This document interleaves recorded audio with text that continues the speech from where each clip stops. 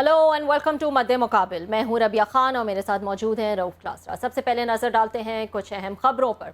वफाकी हुकूमत में वज़रा ही आमने सामने आ गए। राना सनाउल्लाह और ख्वाजा आसिफ का मोहसिन नकवी और अलीम खान के सख्त बयानात पर शदीद रद्द अमल। ख्वाजा आसिफ ने मोहसिन नकवी को ताकतवर वजीर करार दे दिया। मोहसिन नकवी वजीर दाखिला होते हुए भी सिस्टम का हिस्सा नहीं। वो पार्लियामेंट में और काबीना में भी सिर्फ 2-3 मरतबा आए। कई मामलात में वजीर आजम को जवाबदेही नहीं। ख्वाजा आसिफ ने मोहसिन नकवी को पीसीबी में इनकलाब लाने का मशवरा दे दिया। दूसरी तरफ मोहसिन नकवी और शहबाज शरीफ की अहम मुलाकात की भी खबरें। क्या इस मुलाकात के बाद नून लीग और वजीर दाखिला के दरमियान महाज आराई कम हो सकेगी?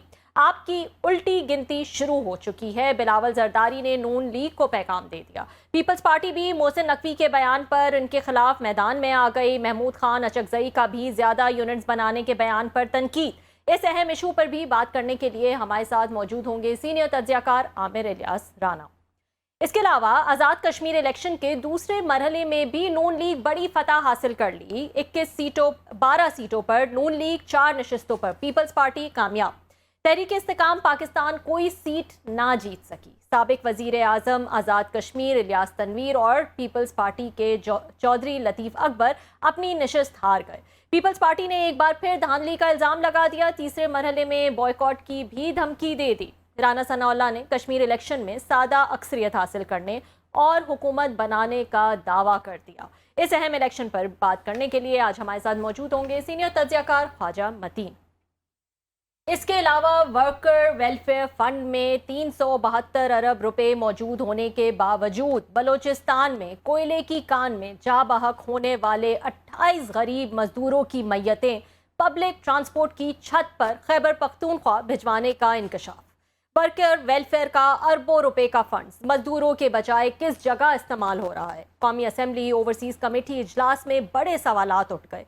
इसकी भी तफसीलात आपके साथ शेयर करेंगे, लेकिन सबसे पहले बात कर लेते हैं मुल्क की सियासी सूरत हाल के हवाले से। और हम देख रहे हैं कि जब से मोहसिन नकवी साहब का बयान आया है तब से मामला जो हैं वो थोड़े गर्म हो गए हैं और पीपल्स पार्टी हो या नून लीग हो, दोनों ही जो है वो उनकी बातों का जवाब दे रहे हैं ऑन एंड ऑफ। कभी प्रोग्रामों में शेयर करते हैं, कभी ट्विटर पे जो है वो उसका जवाब दे रहे होते हैं। इस पर हम बात कर लेते हैं। हमारे साथ मौजूद है सीनियर तज्जियाकार आमिर इलियास राना साहब। अस्सलाम वालेकुम राना साहब, बहुत शुक्रिया ज्वाइन करने के लिए।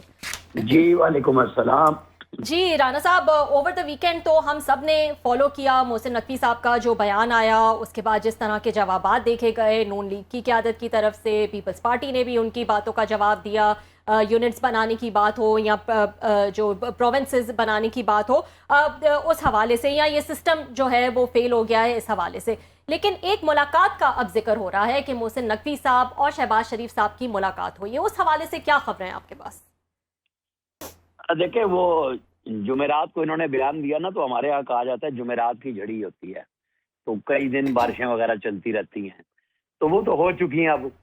अब फॉलो अप मीटिंग शुरू हो गई हैं। और मोहसिन नकवी की अक्सर अगर आप वीडियोस देखेंगे तो वो लाहौर में वजीर आजम शहबाज शरीफ के साथ मॉडल टाउन में ही मुलाकातें करते रहते हैं और वो नजर भी वहीं से ज्यादा आते हैं।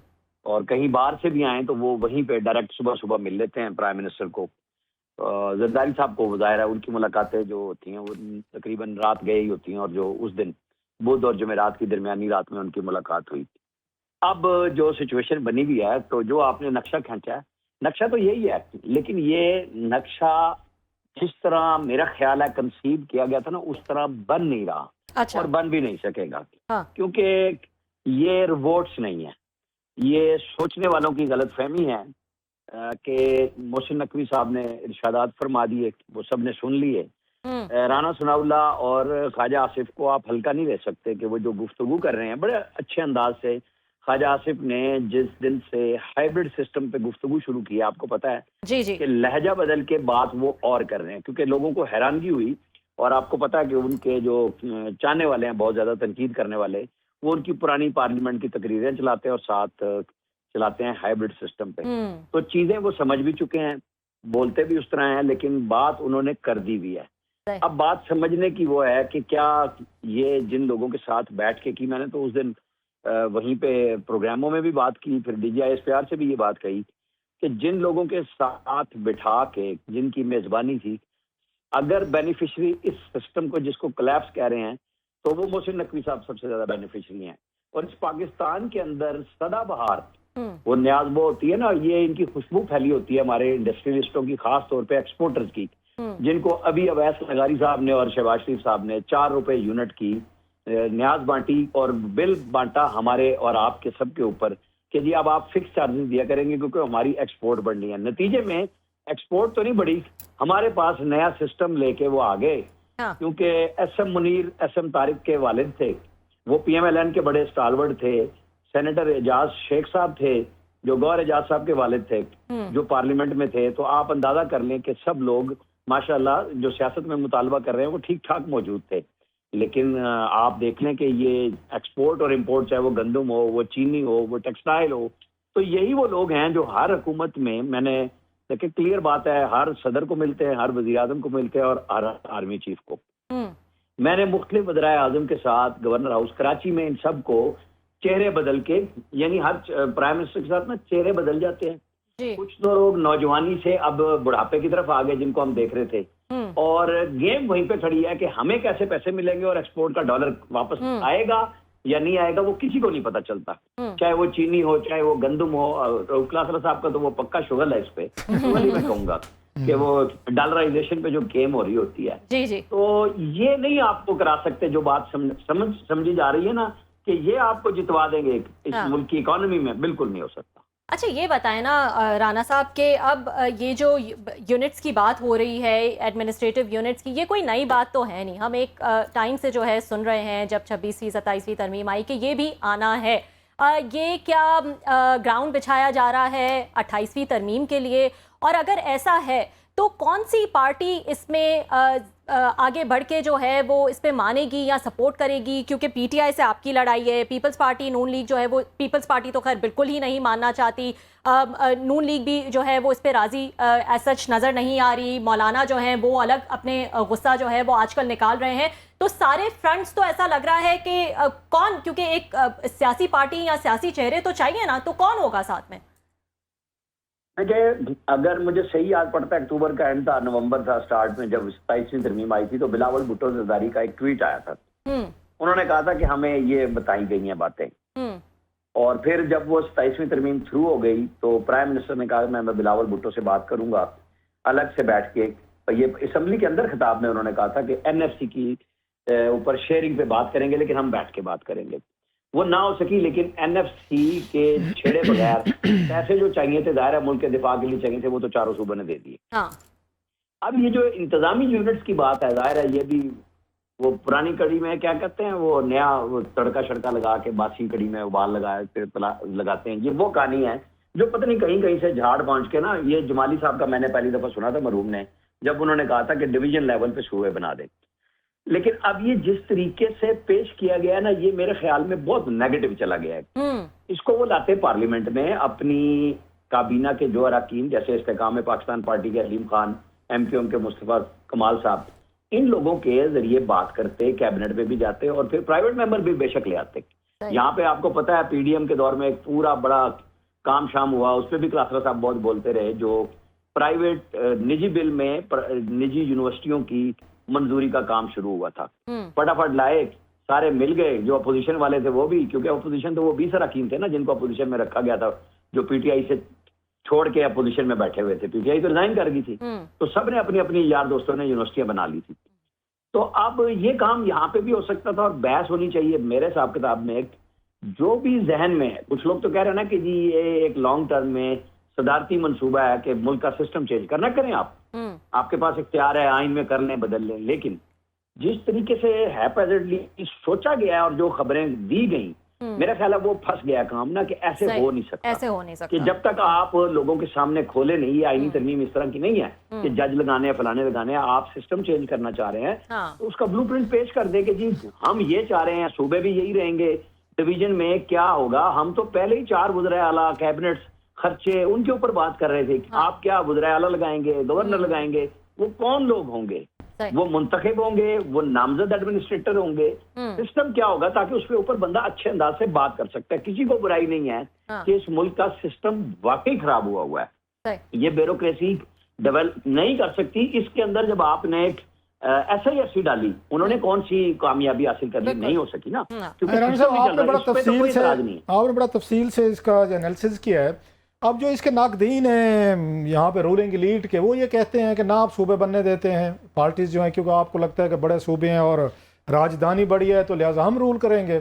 ना आप यहाँ डिस्ट्रिक्ट गवर्नमेंट्स बनने देते हैं, ना बलदियाती इलेक्शन होने देते हैं, ना मेयर बनने देते हैं। NFC मिलता है अपने पास रख लेते हैं। आप आगे PFC जो है प्रोविंशियल फाइनेंस कमीशन का कभी नाम ही नहीं सुना, लीव अलोन के उसका कभी कोई इजलास हुआ ताकि डिस्ट्रिक्ट में पैसा तकसीम हो। तो ये तो डिक्टेटरशिप की एक और शक्ल बन चुकी है। अब मुल्तान का भी आपको पता होगा, जो सेक्रेटेरिएट बना था वहाँ से भी 8-10 जो डिप्टी सेक्रेटरी की सीटें थी वो लाहौर चली गई हैं। गाड़ियाँ थी, बताया गया है कि वो गाड़ियाँ उन्होंने लाहौर मंगवा रही हैं, गाड़ियाँ तक लाहौर मंगवा ली गई हैं कि लोग ना यूज़ करें। आपने अब सिस्टम को इतना काबू कर लिया है, अपना डोमेन, अपना फैमिली, फ्रेंड्स हर जगह पे, तो लोग फिर किधर जाएं सर? मतलब आपके बखर के बंदे को अगर लाहौर आना है, अगर मुजफ्फरगढ़ वाले को लाहौर आना है, मुल्तान वाले को, सादकाबाद वाले को लाहौर जाना है, और कोई डिस्ट्रिक्ट गवर्नमेंट्स नहीं है, कोई फंड नहीं है, कोई पैसा नहीं है, अपनी मर्जी से डिस्क्रेशनरी फंड्स हैं, तो फिर कैसे चीज़ें ठीक होगी ब्रदर? लेकिन आपने बड़ा अच्छा सवाल किया, क्योंकि मैं भी इस पे, अगर ये काम करना है इंतजामी तौर पे यूनिट्स को छोटे करके सूबों को मंसूबा कोई कामयाब करना है, तो सबसे पहले कंसेंसस आप कराएं कि जनाब हमें बल्दियाती इदारों में जो वो 140A है या क्या है कि जी आईनी तौर पे, और लेकिन वो भी तब होगा जब आप मुश्तरका मफादात कौंसिल भी बुलाएंगे, सूबों को भी ऑन बोर्ड लेंगे, एक ऐसी आईनी तरमीम करेंगे जो मरकज से जिस बुनियाद पे जिस सूबे को पैसे मिलते हैं, वो आबादी है, वो लॉ एंड ऑर्डर है, जिस पे उन जिलों में उसी तरह वो पैसे ऑटोमेटिकली शिफ्ट होंगे। चीफ मिनिस्टर की डिस्क्रिप्शन नहीं होगी उसके अंदर। ऐसा ही है। आप अगर तो ये काम कर लें और फिर बल्दियाती हुकूमतें बना लें, जिसके अंदर वो नाजिम जो जनरल मुशर्रफ के दौर में बातकार हो गया था, उसके सिस्टम को उसको भी ऐसा करें कि वो अकेला कोई फैसला ना कर सके, फिर तो आप कोई ऐसा ये काम कर सकते हैं कि जी पहले बुनियाद आप फंड्स की तकसीम करा लें। जैसे DGISPR बार बार बताते हैं कि अब बलोचिस्तान में हर जिले के अंदर बराबर की बुनियाद पे फंड जा रहे हैं, ठीक है, आपने सिस्टम के अंदर इन हुए, आपने कर लिया, बाकी जगह पे नहीं हो रहा ना, तो आप उसको आईनी तौर पे लेकिन सूबों को आप लेके चलें। जैसे मोहसिन नकवी ने कहा जी सियासी जमातें बंद कमरे में बैठ जाएं, भाई क्यों बंद कमरा? आपके पास पार्लियामेंट है, पार्लियामेंट के मुश्तरका इजलास में कर लें, आप पेपर लाएं, वहां PTI को बिठाएं, उनकी एक सूबे में हुकूमत एक्ट, आप उनको नजरअंदाज नहीं कर सकते, आपको रास्ता बनाना पड़ेगा, पॉलिटिकल कैनवस को इस तरह वसी करना होगा। बंद कमरे में क्यों कर रहे हैं? आपने भी बड़ी अहम बात की कि इतने अखराजात कहाँ से आएंगे, नए गवर्नर, नए वजीर आला, बला बला। तो नाकदीन ये भी कहते हैं जनाब जब खर्चे करने पे आए तो 11 अरब का जहाज भी ले लेते हैं, और मरियम औरंगजेब साहबा कहते हैं हाँ ले लिया, क्या करना है। तो अपने अखराजात के वक्त वो कहते नहीं सोचते कि पैसा कहाँ से आएगा। तो पैसा तो NFC के तहत, जब आपके सूबे छोटे होंगे या यूनिट छोटे होंगे तो NFC के तहत तो डिवाइड होते जाएंगे, फिर तो नहीं होगा ना, पैसे तो वही होगा जो ऑलरेडी मिल रहा है किसी सूबे को, उसी में से पैसा दूसरे यूनिट्स को जो उनको मिलता जाएगा। सर अपने खर्चों के लिए वो कहते हैं तो कोई मसला ही नहीं है, वो तो कभी नहीं सोचते कि हाँ जी महंगाई है, टैक्स है, या पैसे कहाँ से आएंगे। देखिए मैंने जो बात की है ना रऊफ क्लासा साहब, मैंने किसी की फर्द की बुनियाद पे नहीं बात की, मैंने एक असूल की बुनियाद पे बात की है। आपको मैं राना सनाउल्लाह को सुन रहा था, वो परवेज संदीला के साथ बात कर रहे थे। देखें ये NFC अवार्ड भी एक बुनियाद है, आपको पॉपुलेशन को भी देखना होता है, एथनिसिटी को भी देखना होता है, बहुत सारी चीजें हैं जो सूबों के अवार्ड्स को तय करना है। आप ऐसे नहीं कर सकते कि इंतजामी यूनिट की बुनियाद पे आप आईनी तरमीम किए बगैर सब कुछ कर लेंगे, या आप सोचेंगे मैं रेफरेंडम करा लूं। मुशर्रफ और ज़ियाउल हक का रेफरेंडम हमारे सामने है, वो बिल्कुल पिट चुका हुआ है आइडिया पे। आप सोचें जरूर, लेकिन इसको चाहे 3 महीने में आप कराएं। आज के दौर में हर बंदे के पास AI मौजूद है, आप ओवरसीज पाकिस्तानियों से भी, पढ़े लिखे लोगों से भी, आम राना साहब ये बड़ी अहम डिबेट है, हम आपसे करते रहेंगे, ये इशू चलता रहेगा। मैं कोई 2-3 और सवाल थे मैं चाहता हूँ आपसे वो भी ले लें। जी जी। हमने सर ये देखा है कि वजीरों की आपस में इस वक्त अच्छी खासी एक ज़बानी लड़ाई चल रही है। मोहसिन नकवी साहब ने पहले तनकीद की, फिर राना सनाउल्लाह साहब ने जवाब दिया, फिर उसके बाद अलीम खान साहब आ गए, उन पे ख्वाजा आसिफ साहब ने कह दिया, ख्वाजा आसिफ साहब ने भी। तो आप क्या समझते हैं कि जहाँ पे मतलब अलीम खान साहब पे तनकीद करनी थी तो ख्वाजा साहब ने रगड़ के रख दिया, लेकिन मोहसिन नकवी साहब के वक्त वो बड़े जी जनाब एक्सीलेंसी बड़ा एहतराम के साथ, ये क्या वजह है कि अलीम खान के वक्त जो लहजा जो ज़बान इस्तेमाल की गई वो मोहसिन नकवी साहब के वक्त नहीं इस्तेमाल की गई, हालांकि मोहसिन नकवी साहब ने तो डायरेक्ट अकाउंटेबिलिटी कर ली थी, अपने वजीर आजम के कटहरे में ला खड़ा किया था सर। वो कहते हैं ना, भानुमती का कुनबा जोड़ा, कहीं की ईंट कहीं का रोड़ा। जी जी। तो ये हुकूमत तो वही है ना जो हमारे पास बन रही है अब, जो मखलूत हुकूमतों का रिवाज शुरू हुआ है। तो आप देखें कि उन्होंने, जो मैंने अभी स्टार्ट में ख्वाजा आसिफ साहब के बारे में बात की थी, हाइब्रिड सिस्टम के बाद उनकी लैंग्वेज में बड़ी चेंज आई है। और जिस हार्श अंदाज से अलीम खान साहब आए थे, उसी अंदाज से ख्वाजा आसिफ साहब आए। मोहसिन नकवी ने बात बड़ी की, पूरी बात की, लेकिन आपको लहजे में कहीं तलखी उनके नजर नहीं आएगी। आप सुन लें उनकी बात को। सर वो ना खुश, सॉरी मैं बात काट रहा हूँ, आपको पता होगा नवाज शरीफ साहब इसमें बड़े ना खुश हैं कि उन्होंने मरियम साहिबा का जो उनका सिग्नेचर उनका प्रोग्राम है लैपटॉप वाला या दीगर वाला, उसको हिट किया है। वो तो मरियम नवाज साहिबा के भी उन्होंने क्रेडेंशियल्स को क्वेश्चन किया है, उन्होंने ये शहबाज शरीफ साहब के क्रेडेंशियल्स को, उनकी 14-16 घंटे को उन्होंने किया। ठीक है लहजा सॉफ्ट होगा, लेकिन इल्जामात तो बड़े थे सर। आप देखें कि उन्होंने, आपने एक हिस्सा छोड़ दिया ना, वो जो 2-3 हज़ार रुपए की इमदाद BISP जो पीपल्स पार्टी का क्या है, स्टार है पूरे का पूरा सिस्टम खड़ा है उसके ऊपर। कि कई MNA आपके दोस्तों के भी पुरानों के, वो कहते हैं हमारे हल्के में 60-60 हज़ार खवातीन को मिल रहे हैं, मतलब चुनिंदा काम है ना, वो उन्होंने उसको भी रगड़ा है। लेकिन DG ISPR ने क्या कहा, मैंने सवाल भी इसी बुनियाद पे किया था उनको जुमे वाले दिन, कि आपने कहा कि हम लैपटॉप और ये iPads वगैरह दे रहे हैं बच्चों को, 10,000 बच्चा बलूचिस्तान के अंदर इन्हीं चीज़ों से नए टूल्स सीख के और मैदान में आ रहा है और वो टेक्निकल ट्रेनिंग ले रहा है। मैंने वहीं से कहा था, मैं कहा जी आपने जिस सिस्टम में कहा तब्दीली करनी है, आप तनकीद की मोहसिन नकवी ने इस बुनियाद पे, आप उसी बुनियाद को कह रहे हैं कि ये बहुत अच्छा काम है, तो इसके ऊपर बहस होती रहेगी। अच्छा लास्ट क्वेश्चन सर, रान साहब आपके पास इतनी इन्फॉर्मेशन होती है और मजा आता है, आपके साथ दिल करता है पूरा प्रोग्राम करते हैं, लेकिन हमने जरा कश्मीर पे भी बात करनी। लास्ट क्वेश्चन सर, आपको लगता है जो मुलाकातें हुई हैं अभी, जो आपस में अभी बातचीत हो रही है, बड़े एक दूसरे पे मतलब हम देख रहे हैं कि मामला ठंडा पड़ गया है, रुक गया है, तूफान जो आया था, या आपका ख्याल है कि अभी स्टार्ट हो रहा है और अंदर खाने जो कोल्ड वार शुरू हुई है ये आगे बढ़ेगी? आपको माजी के बहुत सारा एक्सपीरियंस है, पता है आपको कि पिछले 30-40 सालों में क्या होता रहा है कि एक दफ़ा क्रैक्स पढ़ लें तो फिर क्या इसका नतीजा निकलते। आपकी क्या ये रीडिंग है sir, establishment versus prime minister house, जो कुछ हुआ है ये रुक गया है या फर्दर अभी चलेगा? अच्छा, आपकी ना रीडिंग बिल्कुल ठीक है सर, लेकिन फर्क है कि शहबाज शरीफ प्राइम मिनिस्टर है। अच्छा, और उनकी कोई गुफ्तगू फील्ड, मतलब नवाज शरीफ साहब होते तो डिफरेंट होता, आप ये कह रहे हैं? नहीं, देखे ना, नवाज शरीफ तो हेड ऑन लेते हैं और शहबाज शरीफ उस वक्त भी ये काम नहीं करते थे। हमारे दोस्त चौधरी निसार अली खान बिल्कुल वो साथ देते थे, अपने ऊपर ले लेते थे, लेकिन इनको बचा लेते थे। अब कुशन के तौर पे कोई बंदा बीच में नहीं है, वो खुद डायरेक्ट शहबाज शरीफ वजीर आजम है, वो बराह रास्त बात करते हैं, फील्ड मार्शल उनसे बात करते हैं, वो करते हैं। मेरे ख्याल में ये हेड ऑन नहीं होता, अभी है भी नहीं। हाँ, तबसरों में बड़ा जरूरी है, काम चलता रहेगा। जो उनकी राय थी कि जी एस्टेब्लिशमेंट की क्या राय है इस वक्त सिस्टम के ऊपर, उसके अंदर जिम्मेदारी, जैसे मैं वो बात कर रहा था ना SIFC वाली, तो उसमें कामयाबी और नाकामी में तो ये दोनों इकट्ठे हैं ना। राना साहब जल्दी से कोई कमेंट कीजिएगा कि आपने चौधरी निसार अली खान साहब को जिक्र किया, मैंने भी शायद आज अपने ट्वीट में ये किया है कि माजी में दोनों फायर फाइटिंग करते थे, जब नवाज शरीफ साहब वर्सेस एस्टेब्लिशमेंट, तो शहबाज शरीफ साहब या नवाज लीग मिस कर रही है चौधरी निसार अली खान साहब को इस मौके पे कि वो बड़े काम आते थे? वो नहीं, मेरा ख्याल है क्योंकि अब शहबाज शरीफ बराह रास्त मदारुल मुहाम है ना, जी, तो वो चौधरी निसार और वो मिलके करते थे, अब तो इन्हें डायरेक्ट करना है और कर रहे हैं। तो अगर इनके साथ भी नहीं बनेगी ना बात, तो फिर किसी के साथ नहीं बन सकता। I agree with you sir. बड़ी मेहरबानी राना साहब, thank you very much, very kind sir. बहुत शुक्रिया। मेरे रियाज राना साहब हमारे साथ मौजूद थे और अपडेट कर रहे थे कि इस वक्त क्या सूरत हाल है, सियासी सूरत हाल, specially after Mohsin Naqvi statement जो उन्होंने दी रिसेंटली, और उस पर हमने देखा कि पीपल्स पार्टी का भी रिएक्शन आया, नून लीग का भी रिएक्शन आया, लेकिन उसके बाद कुछ मुलाकातें भी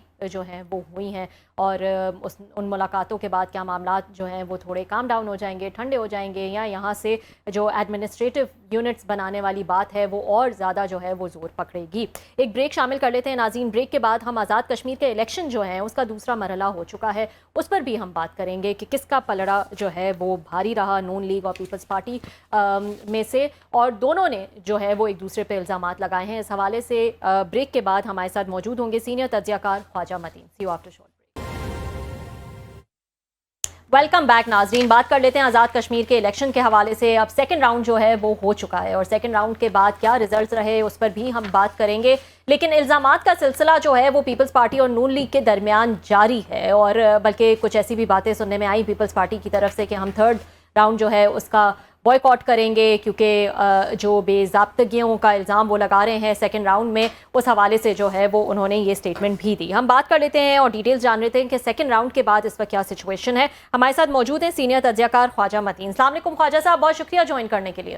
जी बहुत शुक्रिया। जी ख्वाजा साहब, बताइएगा कि क्या हुआ सेकंड राउंड, दूसरा मरहला जब हो गया तो इस वक्त नून लीग का तो दावा है सादा अक्सरियत का और हुकूमत बनाने का दावा है, अब जबकि थर्ड राउंड में आई थिंक 10 या 11 सीटों पर इलेक्शन अब भी जो है वो बाकी है, तो आप प्लीज़ अपडेट कीजिएगा।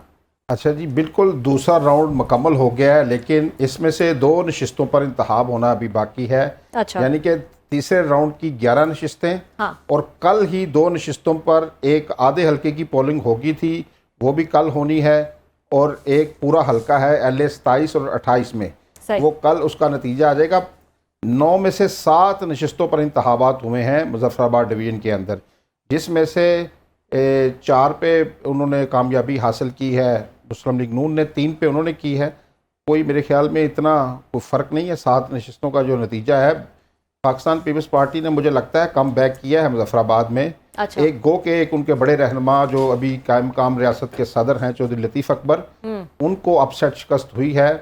वो खावड़ा से मुस्लिम लीग नून के, जो बल्कि एक अजीब बात है कि वो मौजूदा जो मुशर्रफ कॉन्फ्रेंस के सदर हैं सरदार तीक अहमद खान के दामाद हैं, उन्होंने चौधरी लतीफ़ अकबर को शिकस्त दी है। ये अपसेट हुआ और मुजफ्फराबाद शहर में 30 साल बाद पाकिस्तान पीपल्स पार्टी ने वहाँ सरदार मुख्तार अब्बासी की सूरत में नशिस्त वापस ली है। इस तरह उनके दीवान चुगताई भी जीत गए हैं। तो एक जो इस्तेकाम पाकिस्तान पार्टी के सदर हैं वो बड़ा बुरी तरह हार गए हैं, सरदार तनवीर इलियास जी। उनकी ज़मानत जब्त हो गई है, उन्होंने 3300 को के करीब समथिंग वोट लिए हैं, तो वो बुरी तरह पिट गए। उन्होंने बाइकाट का ऐलान किया था, लेकिन बाद में जो उनकी पार्टी के सदर हैं अलीम खान की तरफ से बयान आया कि हम इंतखाब में ज़रूर हिस्सा लेंगे। एक और बात बताता चलूँ आपको कि पाकिस्तान पीपल्स पार्टी का आपने बाइकाट का जिक्र किया, तो अभी बिलावल भुट्टो का बयान आ गया है कि हम तीसरे मरहले में भरपूर हिस्सा लेंगे और बाग में वो जलसा करने भी जा रहे हैं आने वाले दिनों में।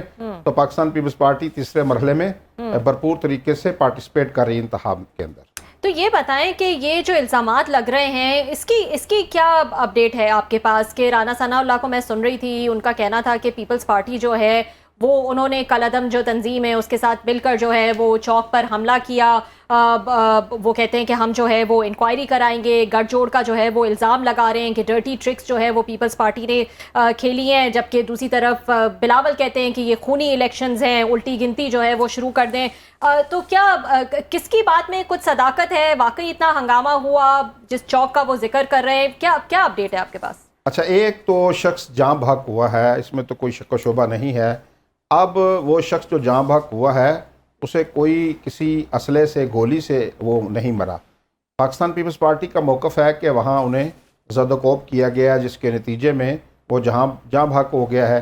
इंतज़ामिया और मुस्लिम लीग नून का मौक़िफ़ है कि वहाँ ज़दकोब ज़रूर हुआ, वहाँ थोड़ी सी झड़प हुई, लेकिन वो घर आके उन्हें हार्ट अटैक हुआ है। तो ये तो इसकी अभी तफ्तीश होनी है, तहकीक होनी। इल्ज़ामात आपको पता है, आप सन 70 के इंतखाबात से अभी तक के सारे इंतखाबात उठा कर देख लीजिए, तो ये तो एक इल्ज़ाम दोनों पार्टियां एक दूसरे पर, उनका एक्शन कमेटी से रवाबत का मुस्लिम लीग नून लगा रही है। हम तो फैक्ट्स पे बात कर रहे हैं, जो भी नताइज आए हैं वहाँ क्या हुआ है। इल्ज़ाम तो आप देखेंगे यही पार्टियां मरकज़ में शिरो शिकर होकर बैठी हैं। गिलगित बल्तिस्तान में इन्होंने मिलकर एक सेटअप बनाया है जिसमें डिप्टी स्पीकर मुस्लिम लीग नून से हैं, अपोजिशन लीडर मुस्लिम लीग नून से हैं। तो ये सारा सेटअप आप देखिएगा कि आस्ता आस्ता ये इल्ज़ामात तो मेरे ख्याल में एक इलेक्शन गेम है, डर्टी गेम कह लें जो भी। ये तो हम हर इंतखाब के बाद देखते हैं, तो यही होता है, माजी में भी, आइंदा भी यही होता रहेगा। बिल्कुल। हाँ। खाई साहब, बहुत शुक्रिया आपने ज्वाइन किया। नहीं, मस्ट कम्प्लीमेंट यू। मेरा ख्याल है मैं और अभी ये बात कह रहे थे, इस वक्त जितना कश्मीर के मसले को, इलेक्शंस को, इश्यूज़ को आप समझते हैं, मेरा नहीं ख्याल कि इस्लामाबाद या हमारे यहाँ कोई इतना डिटेल और कम्प्रीहेंसिव टू द पॉइंट और मुख्तसर तरीके से को एक्सप्लेन कर सकते हो। My compliment to you sir. No coming to the point sir, ये क्या कल्चर है कि सीटें जीत भी रहे हैं, धांधली भी हो रही है, मतलब मतलब आई कुडंट गेट इट कि आप खुद अपने सारे प्रोसेस को, जैसे आपने भी बताया 4 सीटें एक ने जीती हैं, 3 एक ने जीतने, 7 सीटों पे इलेक्शन हुआ है। तो ये क्या चाहते हैं? 100% जीतना चाहते हैं वो, नवाज लीग हो या पीपल्स पार्टी हो कोई और पार्टी हो। ये आप खुद लोगों को ये जहनों में डाल देते हैं कि जनाब के इस प्रोसेस फ्रॉड है, करप्शन होती है, धांधलियाँ होती हैं, रिगिंग होती है। अगले 4 साल हम यही सुनते रहेंगे, वहाँ पे कश्मीर में भी धांधली हो गई, सीटें चोरी हो गई, मैंडेट चोरी हो गया। ये क्या माइंड सेट है सारे लीडरों का? रऊफ क्लासा साहब, आपने ऐसी हकीकत की निशानदही की है जो हमारा अलमिया है। जिस निज़ाम में बैठे हैं, जिस निज़ाम से खुद मुंतब होते हैं, उसी निज़ाम को बुरा भला कहते हैं। ये वाहद एक शोबा सियासत है। बाकी दूसरे शोबा है ज़िंदगी को देख लीजिए। वकील भी अपने शोबे पर कोई इल्ज़ाम नहीं आने देता, बल्कि आजकल तो वकला थप्पड़ थप्पड़ भी रिसीव कर देते हैं इस तरह की। बाकी जितने भी हैं, फ़ौज का शोबा है, बाकी शोबे हैं, जजेस का शोबा है। आपको याद होगा कि जब एक जज के ख़िलाफ़ पिछले दिनों, पिछले बरसों में एक आई थी कि इन्हें आप कर दें, तो वो पूरे जजेस भी इकट्ठे हो जाते हैं। लेकिन ये सियासतदान हैं, ये जो अपने कपड़े हैं किसी चौराहे में ले जाते हैं और फिर धोते रहते हैं उसी निज़ाम पर। वो कहते हैं अगर हम ये काम ना करें तो लोग हमें वोट नहीं देते। ये कैसी लॉजिक है? कहते हैं आइडियोलॉजी तो खत्म हो गया। अब आपको पता है, आप सुन भी रहे हो, आइडियोलॉजी कल आपने नारे कहीं पे सुने? कोई थोड़ी सी कुछ सियासत में होती थी कभी 70s में, 60s में, थोड़ा सा 80s में ऑनवर्ड, तो अब तो बात खत्म। वो कहते कपड़े ना इस तरह हम वहाँ पे अपने डल्टी लीनर ना करें तो लोग तो वोट ही नहीं देते। एक दूसरे को गाली देंगे तो लोग हमारे साथ वोट डालेंगे। अब लोगों का भी तो कसूर है ना सर, थोड़ा सा उनको भी तो दाद दें। नहीं, लोगों का कसूर नहीं है। लीडर्स ने तो लोगों को राह दिखानी होती है। ये तो रहनुमा हम कहते हैं ना, राह दिखाने वाले। राह दिखाने वाले कहते हैं हम डिमांड, वो मार्केट इकानमी के फार्मूले पे सियासत चला रहे हैं सर। वो कहते हैं डिमांड एंड सप्लाई पे हम काम करेंगे, जो डिमांड है पब्लिक की वो सप्लाई करेंगे, वोट लेंगे सर। आप लाख समझाते रहे उनको। क्लासा साहब, ये देखिए ना कैसी बात है। फारम 47 की मुस्लिम लीग नून की पार्टी को वो ताना देते हैं ना, ये सारी पार्टी। और जब सदर मोहतरम ने वोट लिए तो वो फार्म 47 के नहीं थे। जब चेयरमैन सेनेट ने वोट लिए वो फरिश्तों ने डाले। तो ये बिल्कुल आपने दुरुस्त निशानदेही की है। आप जिस शोबा है ज़िंदगी के साथ वाबस्ता हैं, जहाँ से आपकी रोजी रोटी चलती है, उसकी तो लोगों के सामने मुतनाज़े बना रहे हैं, उसकी तो इज्जत करें थोड़ी। अच्छा सर, ये बताएं मुझे, जो अपसेट हुआ है तनवीर इलियास साहब, former prime minister of Pakistan, अरबपति बंदे हैं, आप कहते हैं उनकी जमानत जब्त हो गई है। ये कश्मीर के हमारे दोस्तों का क्या माइंड सेट है? कभी उठाते हैं उनको वजीर आज़म बना देते हैं, कभी उठाते हैं जमानतें जब्त करवा देते हैं। What went wrong sir? अच्छा सर, सरदार तनवीर इलियास खान ने ये जो गड़ा जिसमें वो गिरे हैं, ये उन्होंने खुद खोदा है और बड़ी मेहनत से खोदा है। अच्छा, हाँ, इन्हें किसी ने नहीं इस गड्ढे में गिराया। अभी देखिए, ये जब अनवरुल्लाह की हुकूमत थी तो इन्होंने पाकिस्तान पीपल्स पार्टी के साथ मिलकर अपने 4-5 साथियों के साथ उस हुकूमत को गिराया। यानी कि उनको धमकियां देते थे, बल्कि कहते थे मैं बिम्बर आकर इलेक्शन लड़ूंगा आपके खिलाफ। तो हुआ ये कि फिर उन्होंने पाकिस्तान पीपल्स पार्टी से ही इलेक्शन से थोड़े दिन कबल झगड़ा कर लिया, जी मुझे 3 नशिस्तों पर टिकट दीजिए।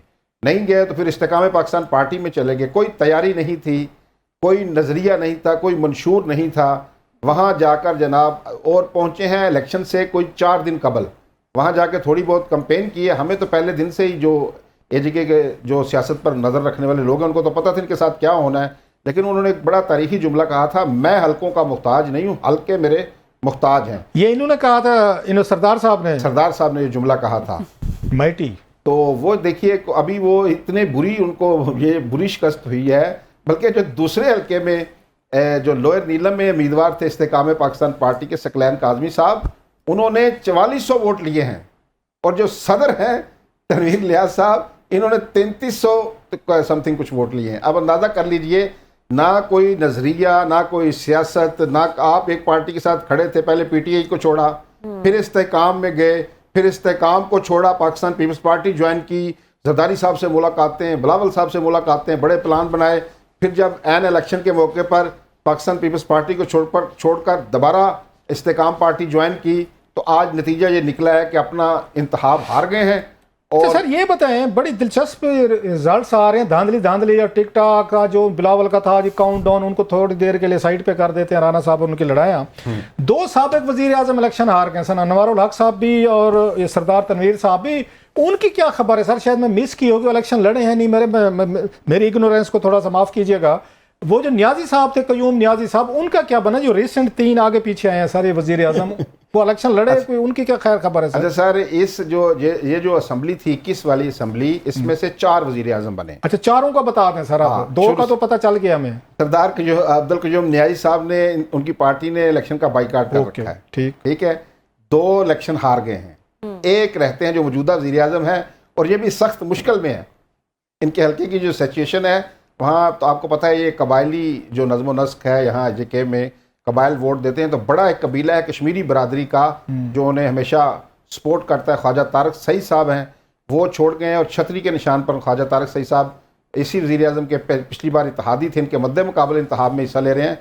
तो बड़ी मुश्किल में जो मौजूदा वज़ीर आज़म भी लगते हैं। तो राजा फ़रूक हैदर साहब तो मेरा ख्याल में पढ़ रहा था, वो जीत गए हैं इलेक्शन शायद। राजा फ़रूक हैदर साहब ये तो 2016 के वज़ीर आज़म है ना, मैं इस असम्बली की बात कर रहा हूं। वैसे कह रहा हूँ वो जीत गए। राजा फ़रूक हैदर जीत गए, जो शाह गुलाम कादर हैं मुस्लिम लीग नून के सदर हैं, 2 हल्कों से इंतखाब लड़ रहे थे, एक में से जीत गए, एक में से शिकस्त खा गए हैं। वहाँ मियाँ अब्दुल वहीद हैं, पाकिस्तान पीपल्स पार्टी। कंपैरेटिवली हमने देखा जितना खतरा था आपको, हमें सबको था कि जो कश्मीर की हालत है कि शायद कोई डिस्टर्बेंसेस होंगी, कोई खुदा न खासा बड़ा वायलेंस होगा, तो आप कैसे देखते? कंपैरेटिवली पीसफुल रहा है ये तमाम? इलेक्शन में झड़पें जुड़पें तो हो जाती हैं, वो हमारे इलाकों में भी होती हैं, डांग सोटा सर खोले जाते हैं, वो तो कोई बड़ी खबर नहीं होती, वो तो चलता है इस तरह की चीज़ों में। इंतखाबात में आपको पता है कि हम जब मैं खबरें लगाया करते थे तो इतने जख्मी, इतने मर गए, तो इतने सर खुल गए, तो ये तो रूटीन की बात है। लेकिन ये जो मुजफ्फराबाद डिवीजन है और मीरपुर डिवीजन, मुजफ्फराबाद का बताइएगा कि पीपल्स पार्टी ने कैसे कम बैक है? सॉरी वो दरमियान में बात रहेगी sir, how did they manage it? अच्छा सर, वहाँ उन्होंने एक जो पिछली बार आज़ाद इलेक्शन लड़े थे, सरदार मुख्तार अब्बासी हैं, उन्होंने 10,000 के करीब वोट लिया था। वो पाकिस्तान पीपल्स पार्टी उन्होंने ज्वाइन कर ली थी। ये बड़ी हैरानकुन बात बता रहा हूँ कि शहर में आखिरी बार पाकिस्तान पीपल्स पार्टी 96 में जीती थी। अच्छा, 30 साल बाद कम बैक किया है शहर पर। यहाँ ज़्यादा पिछली बार PTI जीती थी, इससे पहले नून लीग जीती आई है, मुस्लिम कॉन्फ्रेंस जीती आई है।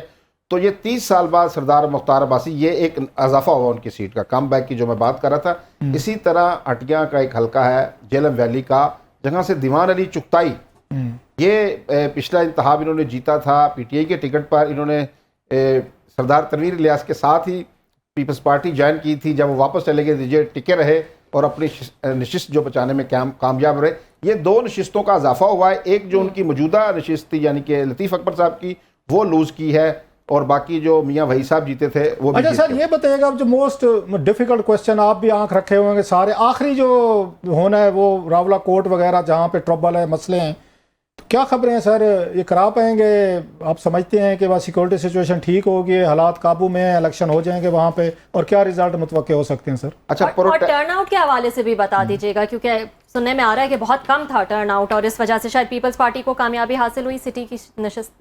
शहरों में पहले भी मैंने आपको अर्ज किया था कि शहरों में कम था टर्न आउट, देहात में ज्यादा है। ठीक है ना। अभी टर्न आउट मीरपुर से अच्छा है मुजफ्फराबाद का। अच्छा, अब आ जाते हैं रावला कोट की तरफ। हाँ। रावला कोट, ये जो पुंछ डिवीजन है, ये 3 अजला पर मुश्तमिल है। ठीक है जी, एक रावला कोट बड़ा जिला है, पलंदरी है और हवेली है। जो बाग भी है, बाग जो है, बाग में जो नशिस्तें हैं 3, वहाँ पर कह रहे हैं कि इंतखाब करवा दिया जाएगा, हवेली में भी करवा दिया जाएगा, और रावला कोट की 2 नशिस्तें हैं, एक आवासपुर की नशिस्त है, एक हजीरा की नशिस्त है। वहाँ पर कुछ अमन है। तो ये एक स्कीम, एक तजवीज़ मैंने आज सुनी है कहीं से कि यहाँ पर इंतखाब कराने की तैयारी हुई है। रावला कोट के अंदर जब तक प्रोटेस्टर बैठे हुए हैं, जो खाई गला हल्का, जहाँ सरदार यकूब साहब जो साबिक सदर भी रहे, वज़ीर आज़म भी रहे, उनके हल्के में इंतखाब कतई नहीं हो सकता, वहाँ बड़ी कशीदगी है। रावला कोट शहर के अंदर वहाँ भी कशीदगी है। एक पाछियोट का हल्का है जहाँ से अहमद सगीर इंतखाब में हिस्सा ले रहे हैं, सरदार तनवीर इलियास का आबाई हल्का भी है, वहाँ भी कशीदगी है। जो 4 हल्के हैं, 4-5 रावला कोट के, वहाँ तो मुमकिन दिखाई नहीं दे रहा। अभी देखते हैं लॉ इन्फोर्समेंट जो एजेंसियाँ हैं, अदारे हैं, ये किस तरह वहाँ यकीनी बनाते हैं, इलेक्शन कमीशन वहाँ कैसे यकीनी बनाता है। अभी तक तो प्रोटेस्टर वैसे ही बैठे हुए हैं, जब तक उनको उठाया ना गया, चाहे मुज़ाकरात किए जाएँ या कोई और तरीका आजमाया जाए। और मैं समझता हूँ इस वक्त जब 12 नशिस्तों का कज़िया जो है वो तो तकरीबन हल कर दिया उन्होंने, अपने तरीके से इंतखाब करवा दिया है। तो मेरे ख्याल में अब वहाँ मुज़ाकरात की खिड़की खोलने की ज़रूरत है। अभी लोग, मेरी वहाँ बात भी हुई थी, लोग अभी तंग भी आ गए हैं, अभी वो कुछ रास्ता मांग रहे हैं, तो उनको रास्ता मेरे ख्याल में रियासत को देना चाहिए। सही, बहुत बहुत शुक्रिया, thank you so much. Khwaja Mateen साहब सीनियर तज्ज़ियाकार हमारे साथ मौजूद थे और आज़ाद कश्मीर इलेक्शन के हवाले से बात कर रहे थे, जिसके 2 मराइल ऑलरेडी हो चुके हैं और नून लीग का दावा है कि उन्होंने सादा अक्सरियत जो है वो हासिल कर ली है और हुकूमत बनाने का दावा कर रहे हैं वो, जबकि तीसरा मरहला अब भी बाकी है जिसकी 11 सीटें जो हैं उस पर इलेक्शन होना बेसिकली अब बाकी है। सो लेट्स सी, और हालात भी जैसे कि ख्वाजा साहब ने बताया कि इतने जो है वो बेहतर नहीं है कि तमाम सीटों पर इलेक्शन जो है वो आसानी से हो सके। सो लेट्स सी कि मामलात किस तरफ जाते हैं और किस तरह से डेवलप होते हैं। आज के लिए नाज़रीन इतना ही, कल आपसे फिर मुलाकात।